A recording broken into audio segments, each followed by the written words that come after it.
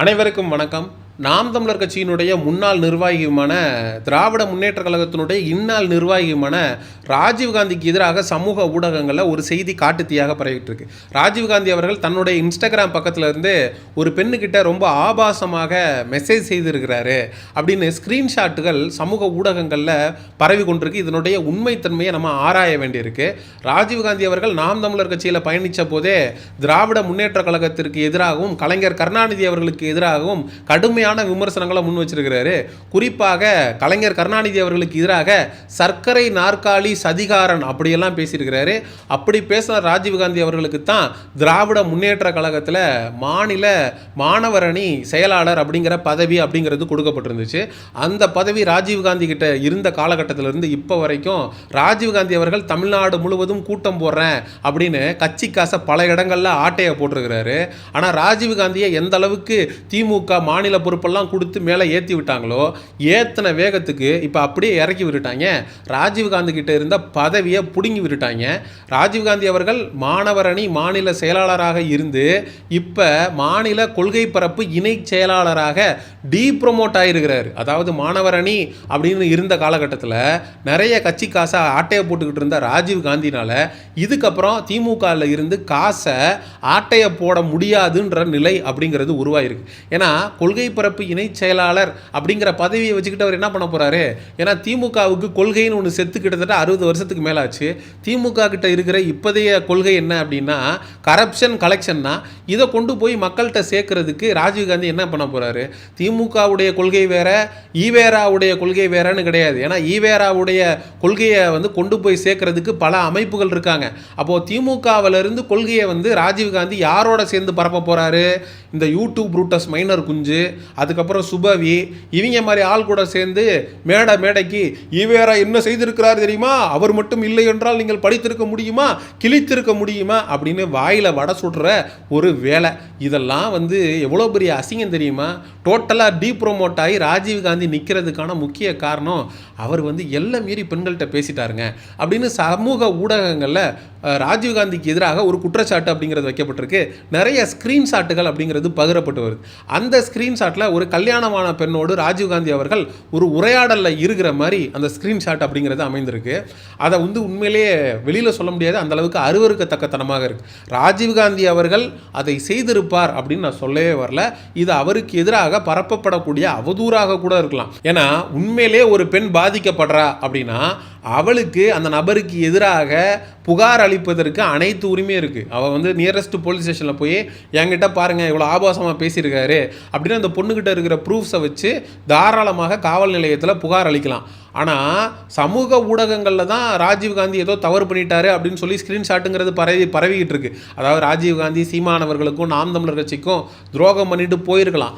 அதுக்காக ராஜீவ்காந்தியை பெண்கள் விஷயத்தில் கேவலப்படுத்துகிற அளவுக்கு நாம் தமிழர் கட்சி தம்பிகளும் அண்ணன் சீமானவர்களுடைய தம்பிகளும் கேவலமான ஒரு இடத்துக்கு போயிடல. அதை நான் செய்ய மாட்டேன். இதே ராஜீவ்காந்தியை அரசியல் ரீதியாக விமர்சிக்கிறதுக்கு நமக்கு 1008 பாயிண்ட் இருக்குது.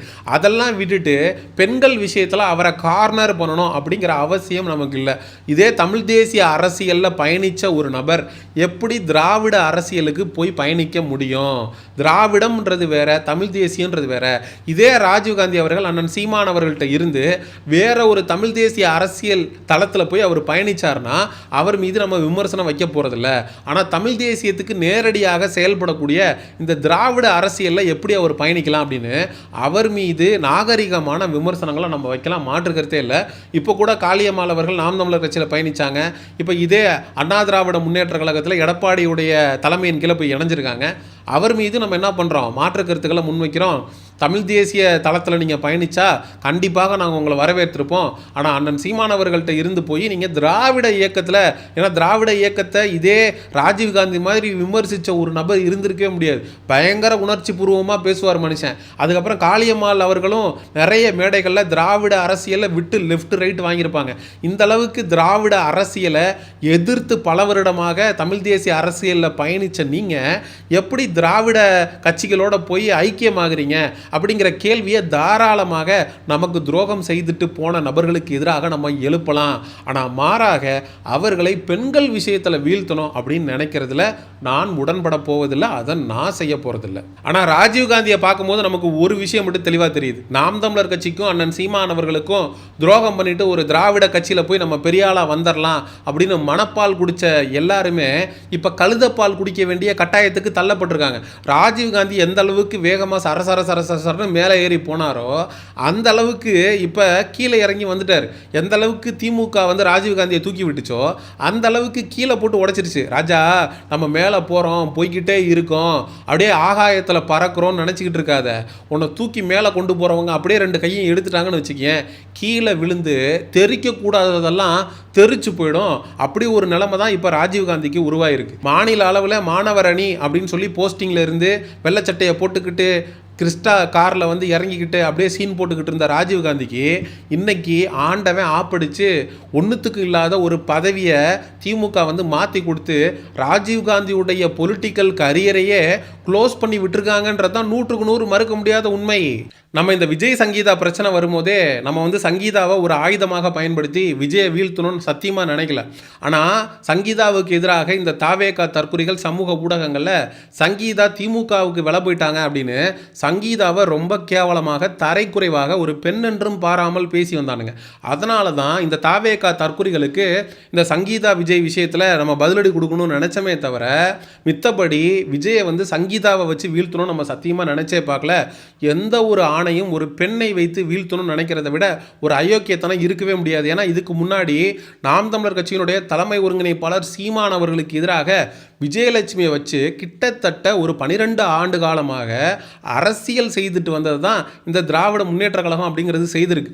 அப்போ அதே நம்ம அவர்களுக்கு எதிராக செய்யும் போது அவர்களுக்கும் நமக்கும் எந்த விதமான வித்தியாசமும் இல்லாமல் போயிடும். அப்போது ராஜீவ்காந்திக்கு எதிராக 1008 அரசியல் ரீதியான விமர்சனங்கள் நமக்கு இருக்கும்போது பெண்கள் விஷயத்தை தூக்கி கொண்டு வந்து ராஜீவ்காந்தி பெண்கள்கிட்ட இந்த மாதிரி நடந்துக்கிட்டாரு அப்படின்னு சொல்கிறது தவறான விஷயம்.